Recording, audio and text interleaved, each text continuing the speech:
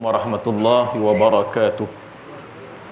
Alhamdulillah wassalatu wassalamu ala Rasulillah wa ala alihi wa sahbihi wa man walah. Wa qur rabbi adkhilni mudkhala sidqi wa akhrijni mukhraja sidqi waj'al li min ladunka sultanan nasira. Rabbi shrah li sadri wa yassir li amri wa hlul 'uqdatam min lisani yafqahu qawli, amma ba'd. Yang berbahagia Tuan Imam, Tuan Bilal, yang berbahagia pengurusi serta jawatan kuasa masjid, pimpinan masyarakat, para asatizah, para hadirin hadirat, muslimin muslimat yang dikasihi Allah Subhanahu wa taala sekalian, alhamdulillah, syukur di atas nikmat kehidupan yang dikurniakan Allah, nikmat kesihatan, keafiatan. Pada malam ini Allah Subhanahu wa taala terus memberikan kekuatan kepada kita untuk kita berada dalam masjid yang mulia ini. Mudah-mudahan solat kita, doa kita dan semua amalan kita diterima oleh Allah Subhanahu wa taala. Dan alhamdulillah juga di atas kelapangan yang Allah Subhanahu wa taala berikan kepada kita, sama-sama kita terus berada di masjid ini, berada dalam majlis ilmu, dan sama-sama kita niatkan i'tikaf. Mudah-mudahan keberadaan kita dalam masjid ini turut diganjari dengan pahala i'tikaf, mudah-mudahan. Hadirin hadirat yang dikasihi oleh Allah Subhanahu wa taala sekalian, pada malam ni kita akan sambung setakat yang kita berhenti pada 2 minggu yang lalu. Kita akan memperkatakan tentang beberapa kata-kata para hukama, di mana sebahagiannya ada menyatakan tentang 4 perkara yang lebih baik daripada berbagai kebaikan. Arba'atun hasanatun walakinna arba'atan minha ahsan. Al-haya'u minar rijali hasanun walakinnahu minal mar'ati ahsan. Al-'adlu min kulli ahadin hasanun walakinnahu minal umara'i ahsan. Wat-taubatu minasy syaikh hasanatun walakinnaha minasyabin ahsan. Wal judu minal aghniya'i hasanun walakinnahu minal fuqara'i ahsan. Ini kata-kata sebahagian para hukama yang bermaksud 4 perkara adalah baik, namun yang 4 lainnya adalah dianggap lebih baik daripadanya, iaitu al-haya'u minar rijal hasanun walakinnahu minal mar'ati ahsan. Sifat ataupun perasaan malu daripada kalangan orang lelaki itu baik, namun bagi golongan wanita maka ianya adalah lebih baik. Yang pertama. Yang kedua, al-'adlu min kulli ahadin hasanun walakinnahu minal umara'i ahsan. Setiap keadilan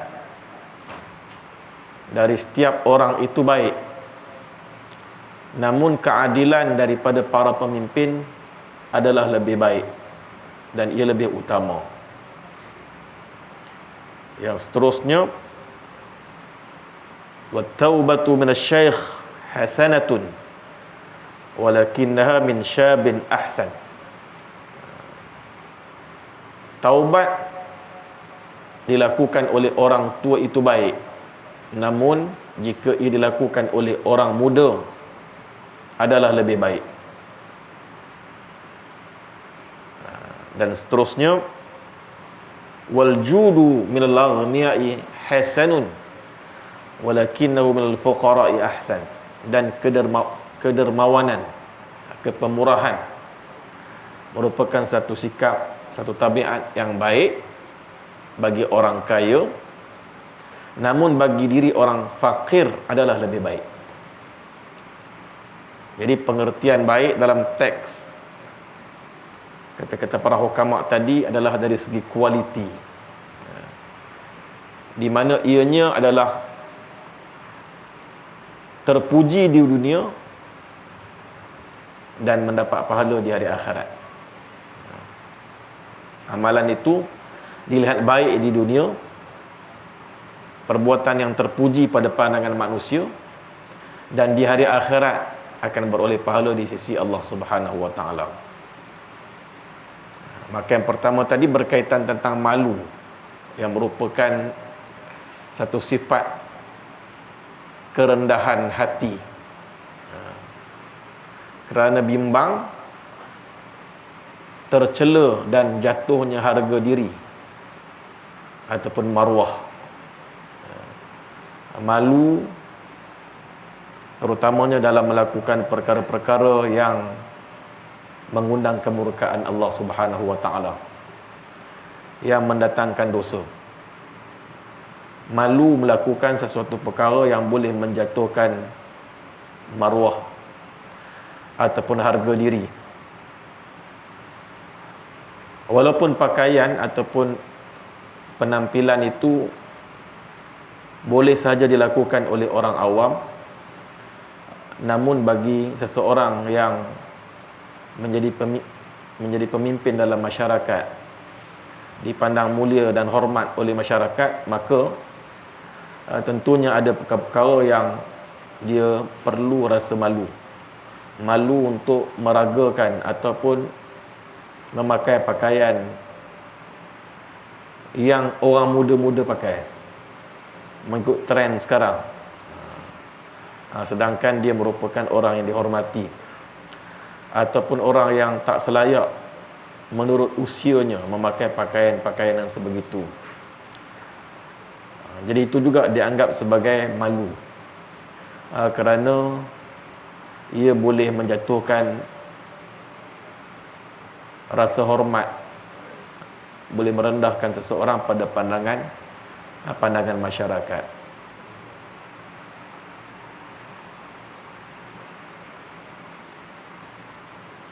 Namun bagi wanita, ianya lebih dikehendaki. Malu itu perlu, tetapi bagi wanita lebih perlu. Kerana bagi wanita memang mereka diciptakan secara semula jadinya dalam keadaan yang fizikalnya lemah lembut, memiliki sifat pengasih, dan rasa malu itu lebih besar berbanding dengan kaum Adam. Maka oleh kerana itulah disebutkan bahawa rasa malu dalam melakukan perkara maksiat adalah sebahagian daripada perkara iman. Al-haya'u minal iman. Malu itu sebahagian daripada iman. Apatah lagi, malu itu pada diri seorang wanita yang memang telah terkenal dengan sifat pemalunya. Jadi kalau kita perhatikan dalam suasana pada hari ini, orang dah hilang malu. Mereka tak malu berada di khalayak. Begitu juga tak malu apabila mereka memperagakan pakaian ataupun memperkatakan sesuatu yang tak sepatutnya diperkatakan oleh seorang wanita, terutamanya perihal-perihal yang berkaitan tentang hal-hal dalam kelambu ataupun rumah tangga yang kita lihat di TikTok, di FB, di mana-mana video-video yang tular. Jadi menampakkan kepada kita bahawa wanita semakin hilang rasa malunya. Berbeza dengan dulu. Kebiasaannya hal-hal yang berkaitan tentang dalam kelambu, dalam selimut tak diceritakan. Tapi sekarang sesiapa saja boleh menceritakan. Begitulah juga orang perempuan, tak kira muda, tak kira tua, memperkatakan soal-soal yang sebegitu. Promote bagai-bagai kosmetik, ubat kuat dan sebagainya yang melibatkan orang perempuan. yang mana mereka hilang rasa malu. Nak tengok pun tak sanggup, nak dengar pun rasa malu. Kita yang dengar malu, kita yang tengok malu, yang buat tak malu dah. Kita rasa tak gamak, tak malu untuk ditontonkan bersama dengan anak ada, isteri ada, cucu ada, nak tengok sekali malu. Tengok iklan-iklan yang tak berapa nak kena. Ya. Tambahan pula iklan itu bukan setakat lelaki-lelaki, orang perempuan yang mempromosikannya. Ini apa yang berlaku pada hari ini apabila manusia hilang sikap malu. Apabila hilang malu, maka manusia akan melakukan apa saja. Ya. Manusia akan melakukan apa saja, tak kira perkara itu mengundang dosa ataupun tak. Mereka lebih menguntungkan keuntungan duniawi. Ya. Nak untung banyak, tak kira dah jatuh maruah ataupun jatuh harga diri, dia tak peduli. Yang penting ramai orang like, ramai orang respon, ramai orang membeli. Tapi maruah dan harga diri tercemar, mereka dah tak memperdulikannya. Kita dapat saksikan dengan mata kepala kita. Cuma kita, ialah apa yang nak kita katakan, ya. Cuma kita harapkan agar anak-beranak kita, adik-beradik kita, cucu-cucu kita tak terlibat dengan perkara yang seumpama ini, menjual produk-produk yang produk tak setara mana, tapi promote tu lebih menjual diri berbanding dengan nak jual benda yang nak diniagakan. Jadi ini akibat apabila manusia hilang rasa malu. Jadi malu merupakan satu perkara yang dituntut oleh semua orang, tetapi bagi wanita ia adalah lebih utama. Kemudian adil adalah sikap dan tindakan yang tepat seperti yang layaknya, meletakkan sesuatu kena pada tempatnya. Itu pengertian adil. Dan kita senantiasa sering diingatkan oleh khatib, innallaha ya'muru bil adli wal ihsan. Sesungguhnya Allah suruh kamu untuk melakukan keadilan dan ihsan. Adil daripada sekecil-kecil perkara sampailah kepada sebesar-besar perkara. Adil kepada isteri, adil kepada anak-anak, adil kepada cucu-cucu, adil kepada apatah lagi kepada orang yang dilantik sebagai pemimpin. Tentunya lebih utama keadilan itu. Sebab itulah dalam kata-kata hukama yang kita sebutkan tadi, adil bagi setiap orang itu adalah baik. Namun dalam kalangan pemimpin, pemerintah, ia adalah lebih baik. Dan dalam hadis Nabi SAW pun disebutkan, antara mereka yang akan dapat lindungan Allah pada hari yang tiada lindungan melainkan lindungan Allah, iaitu imam ataupun pemimpin yang adil. Pemimpin yang adil apabila ia diberi amanah dan mandat oleh masyarakat untuk memimpin kawasan, memimpin negeri dan sebagainya. Jadi sifat pemimpin yang menjadi ahli syurga disebutkan dalam hadis Nabi sallallahu alaihi wasallam. Pemimpin yang akan menjadi ahli syurga disebutkan dalam satu hadis Nabi sallallahu alaihi wasallam daripada Iyad bin Himar al-Mujashshi, an Iyad bin Himarin al-Mujashi'i anna Rasulullah sallallahu alaihi wasallam qala ذات يوم في خطبته وأهل الجنة ثلاثة ذو سلطان مقسط متصدق موفق ورجل رحيم رقيق القلب لكل ذي قربى ومسلم وعفيف متعفف ذو عيال. Daripada Iyad bin Himar al-Mujashi'i radhiyallahu an, sungguhnya Rasulullah sallallahu alaihi wasallam pada satu hari sampaikan khutbah, dan baginda bersabda dalam khutbahnya yang berbunyi, dan sesungguhnya ahli syurga itu ada 3 jenis, iaitu yang pertama pemimpin, ini pemimpin yang masuk syurga, pemimpin yang adil, pemurah, serta diberikan hidayah, diberikan muwaffaq, yang mendapat taufik. Taufik ni satu keupayaan untuk melaksanakan ketaatan kepada Allah Subhanahu wa taala.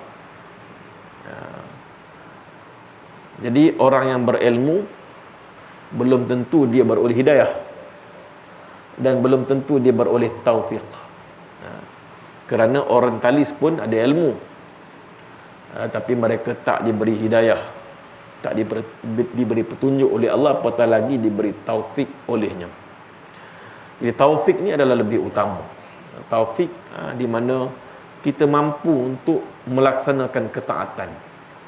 Seumpama cakap serupa bikin, mampu untuk melaksanakan ketaatan seperti yang dituntut oleh agama. Ketidakmampuan untuk melaksanakan ketaatan artinya kita tidak beroleh taufik daripada Allah Subhanahu wa taala, walaupun kita dapat hidayah iman dan Islam. Ada iman, beriman, namun tiada kekuatan untuk melaksanakan, untuk membuktikan keimanan dengan melakukan ketaatan kepada Allah Subhanahu wa taala. Jadi dalam hadis ini digambarkan kepada kita tentang ciri-ciri atau sifat pemimpin yang menjadi ahli syurga, iaitu mereka yang adil. Muqsit adalah adil. Mutasaddiqun, dia seorang yang pemurah dan diberikan hidayah. Dan sambungan hadis itu walaupun tak termasuk dalam ciri pemimpin yang adil, tapi ada kena mengena dengan semua orang. Dan lelaki yang penyayang, yang memiliki hati yang lembut buat ahli keluarganya. Ini antara pemimpin keluarga yang akan masuk syurga. Dan lelaki yang menjaga kehormatan diri di samping menyara keluarganya. Jadi pemimpin ini bermula daripada memimpin diri sendiri, memimpin institusi kekeluargaan, suami sebagai ketua kepada keluarganya, yang mana dia perlu melaksanakan keadilan, perlu melaksanakan tanggungjawab yang diamanahkan sebagai seorang suami, sebagai seorang ketua keluarga. Begitulah juga kalau dia diamanah sebagai pemimpin dalam masyarakat, tentunya ia lebih perlu untuk melaksanakan keadilan.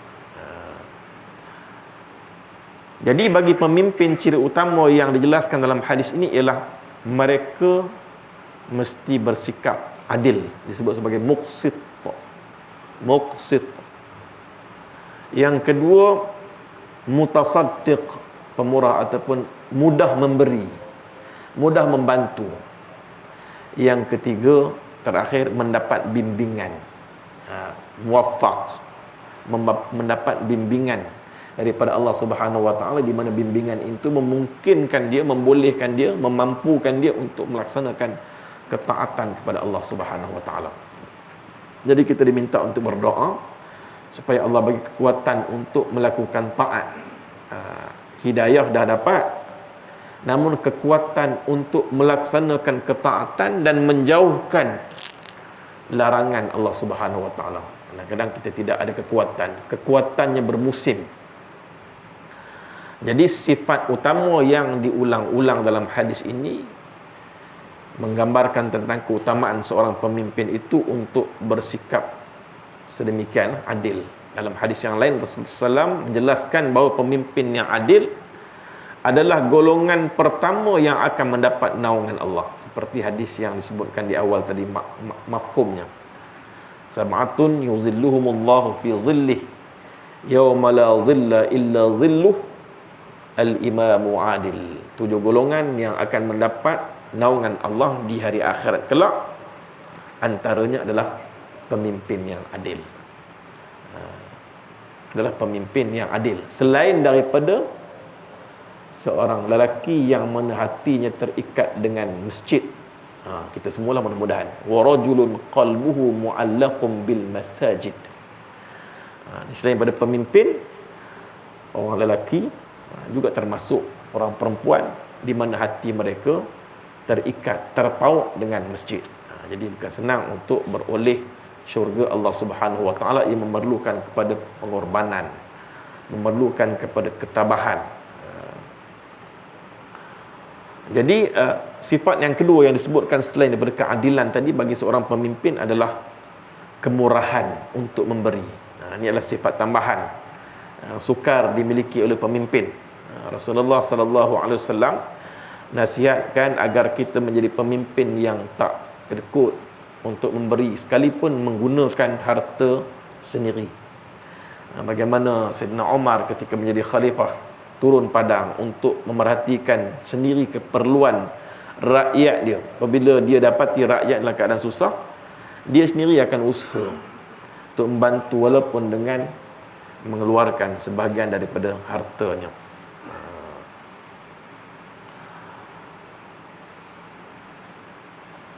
Jadi ini berkaitan tentang adil yang perlu dilaksanakan oleh seorang pemimpin apabila dia diberi mandat oleh orang ramai untuk memimpin organisasi ataupun kawasan, negeri dan sebagainya.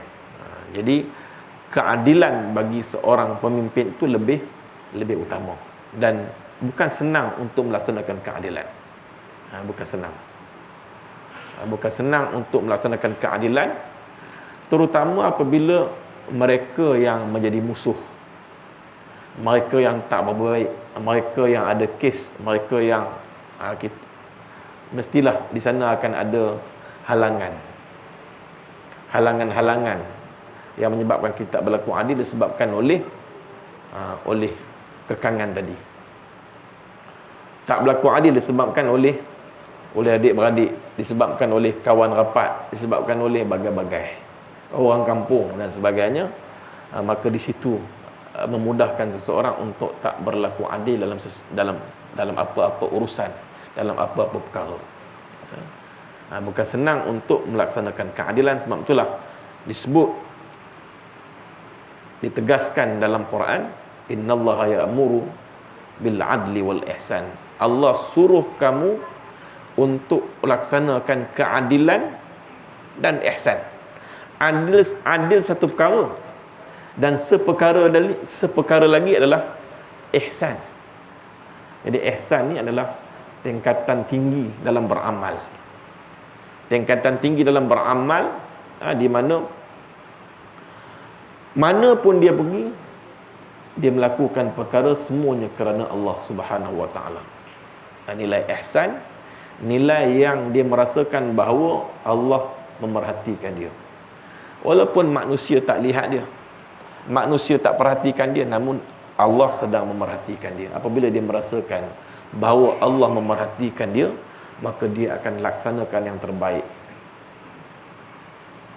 dalam tugas yang telah diamanahkan kepadanya. Apa saja kerja-kerja yang dia buat dengan penuh kualiti, dia buat dengan penuh ihsan, nilai yang baik.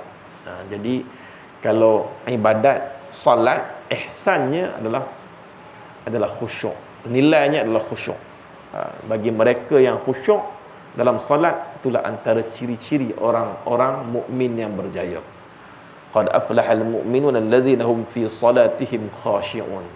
Sungguhnya berjaya orang-orang mukmin. Yang pertama itu disebutkan mereka yang khusyuk dalam salat. Jadi khusyuk merupakan nilai ihsan yang ada dalam salat, dan apabila ada khusyuk itu, insya-Allah keikhlasan itu akan hadir. Kerana tumpuan itu telah pun ada, penghayatan itu telah pun ada. Di mana salatnya dia tak fikirkan tentang dunia, sebabnya fikir tentang bahawa dia berada di hadapan penciptanya.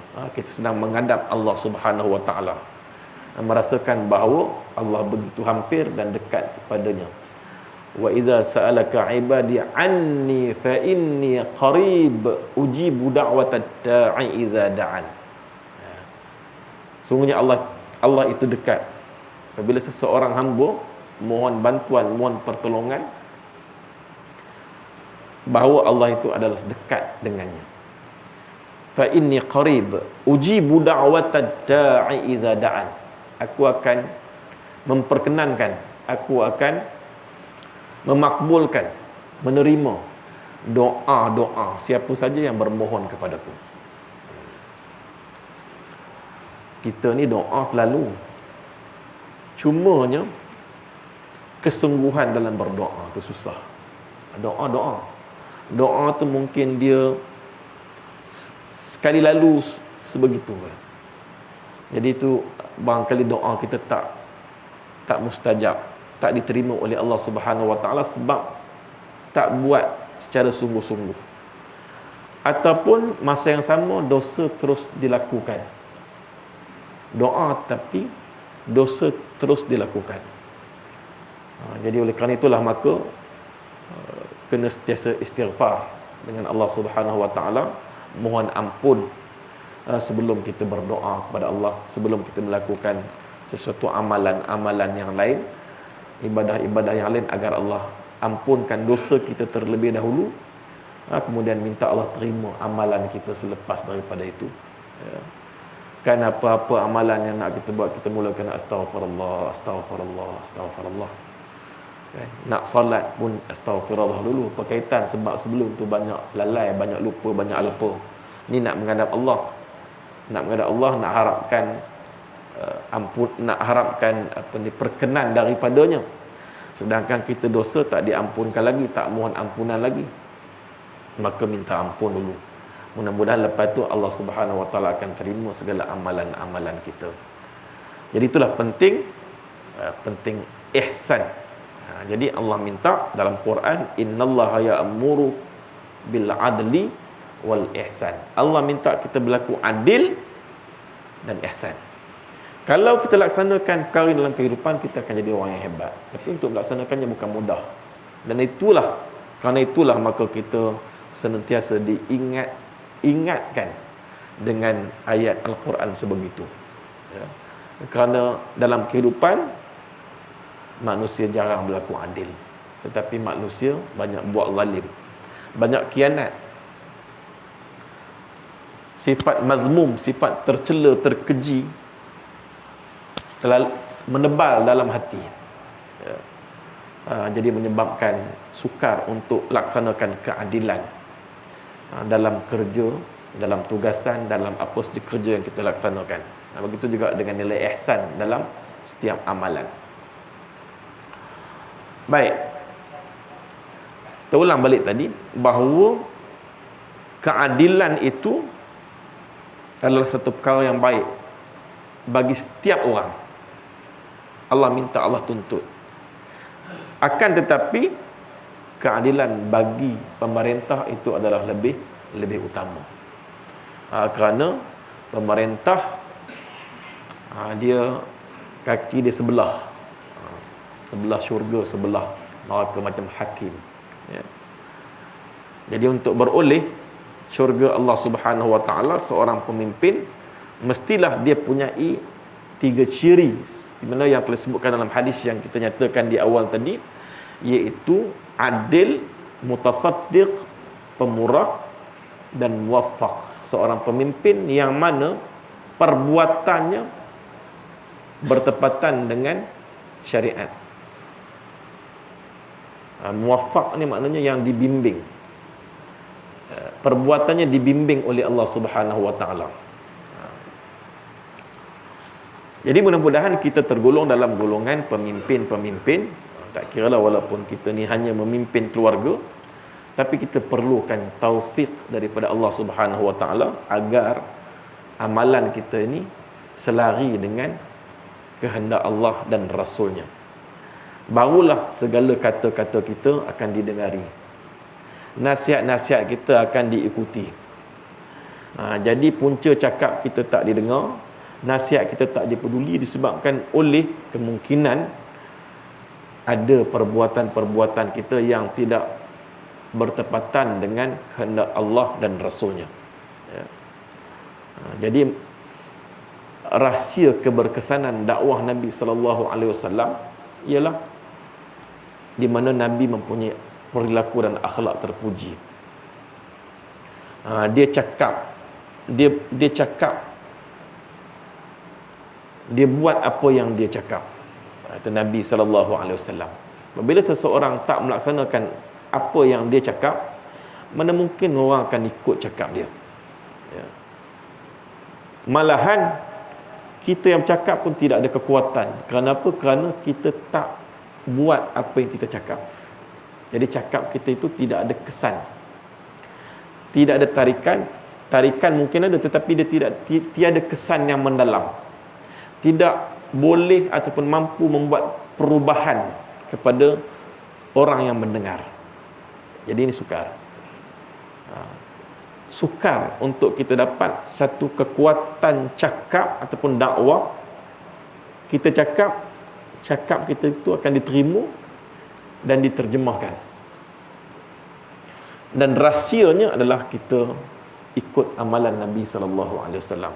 Amalan Nabi sallallahu alaihi wasallam dengan qiyamul lailnya, dengan puasanya, dengan berjuang berjihadnya, dengan tak kenal rumahnya. Memang banyaklah pengorbanan Nabi sallallahu alaihi wasallam. Oleh kerana itulah Nabi paling berjaya dalam dakwah. Begitu juga dengan para sahabat. Walaupun Islam tak sempurna lagi pada zaman awal kerasulan Nabi sallallahu alaihi wasallam, namun iman para sahabat disebabkan dakwah Nabi terkesan hingga memungkinkan mereka mati syahid. Kekuatan iman disebabkan oleh dakwah Nabi. Sosok tubuh Nabi itu kesannya berbeza dengan orang lain. Jadi untuk kita mendapatkan kesan yang mendalam, apa saja yang kita cakap, apa saja yang kita kongsikan, kita kena amalkan apa yang kita cakap, dan kita kena kotakan apa yang kita ungkapkan. Barulah kita ada kekuatan untuk bercakap. Dan yang nombor 2 tadi, untuk memastikan yang kita cakap itu memberi kesan kepada orang lain. Ini satu benda yang sukar. Baik, seterusnya, satu lagi saya nak kongsikan tentang sebahagian para hukama ada berkata, arba'atun qabihatun walakinna arba'atan minha aqbah. Az-zambu min syabin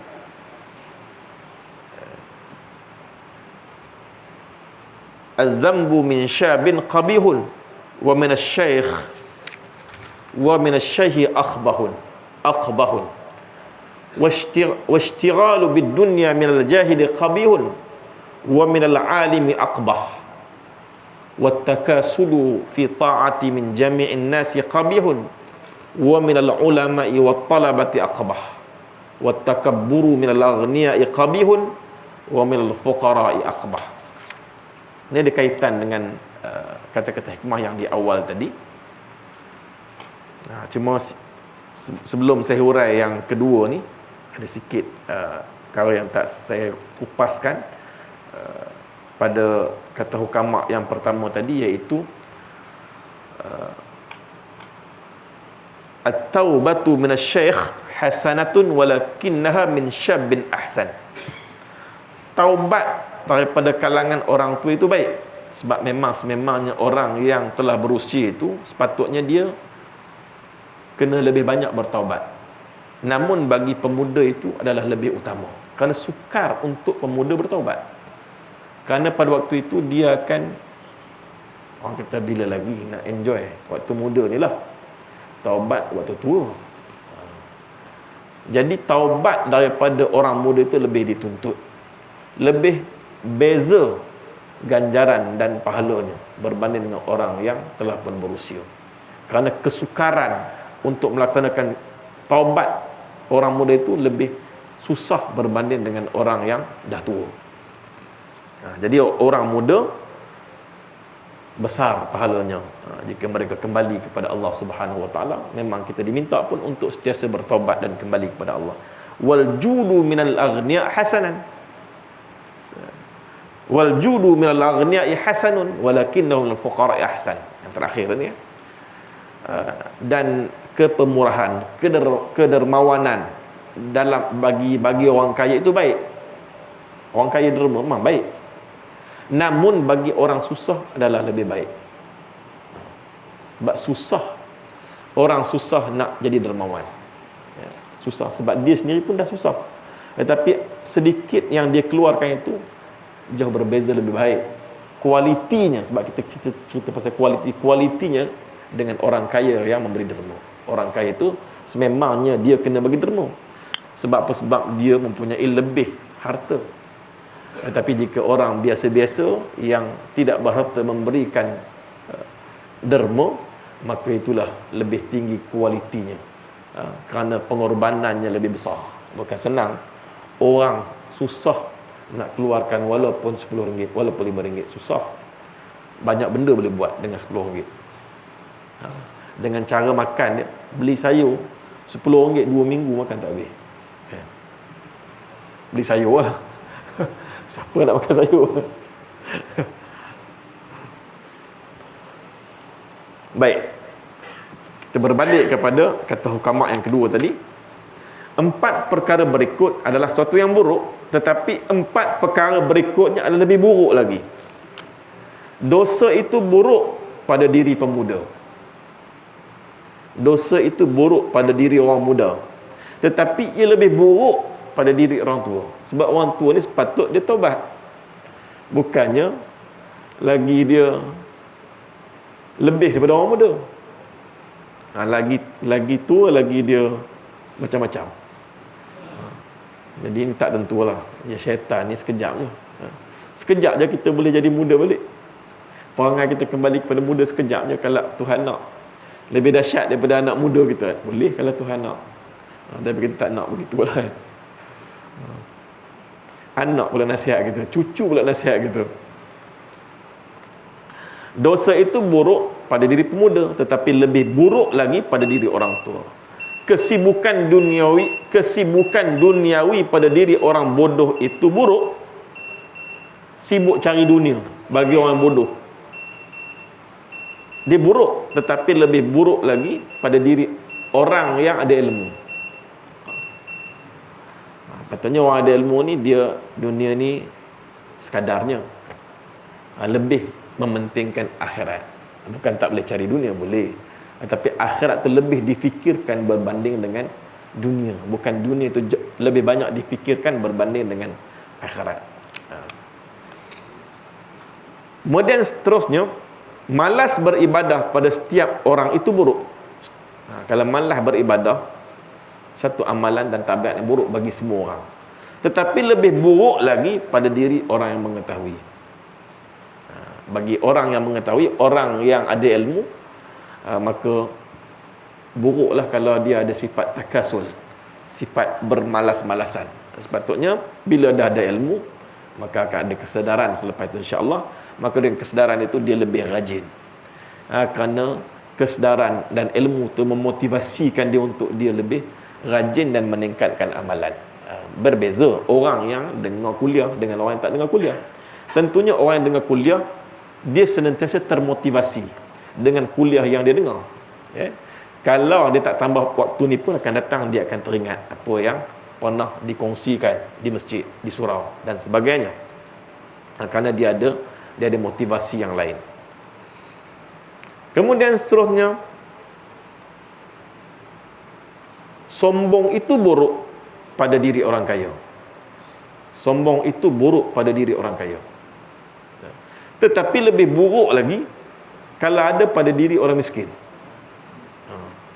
Dalam miskin sombong pula. Apa jadi gitu kan? Patutnya kalau kaya tahanlah sikit. Bukan kata baik, tahan sikit lah sombong sebab kaya. Sebab dia kaya, tak apalah dia kaya. Tak baik juga. Orang kaya yang tak sombong ni terbaik lah.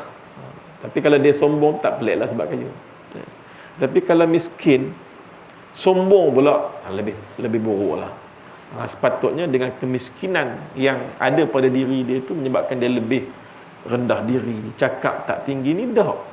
Cakap tu lagi tinggi. Cakap lagi tinggi. Cakap tak jatuh orang kata, padahal tak ada apa pun. Padahal tak ada apa pun.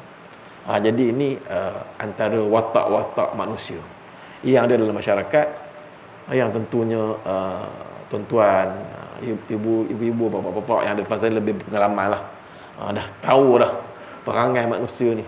Macam-macam jenis Tuhan jadikan. Jadi kita ni pandai-pandai lah. Kita nak menyesuaikan diri hidup dalam masyarakat yang pelbagai jenis. Cuma panduan kita adalah ilmu. Bila mana kita neracakan, kita tapis sesuatu itu dengan neraca ilmu, insya-Allah kita akan berada di tempat yang benar. Kita akan menjadi orang yang adil seperti yang dikehendaki tadi. Apabila kita bersandarkan kepada neraca ilmu dalam melakukan sesuatu. Mudah-mudahan perkongsian kita pada malam ni ada kebaikan untuk diri saya khasnya dan juga untuk tuan-tuan semua, puan-puan semua. Yang baik daripada Allah, yang kurang daripada diri saya sendiri. Aqulu qawli hadza astaghfirullahal azim li wa lakum. Assalamualaikum warahmatullahi wabarakatuh. Bismillahirrahmanirrahim. Allahumma zidna ilma warzuqna fahma. Allahumma zidna ilma warzuqna fahma. Allahumma zidna ilma warzuqna fahma. Bi rahmatika ya arhamar rahimin. Walhamdulillahirabbil alamin. Qabbalallahu minkum.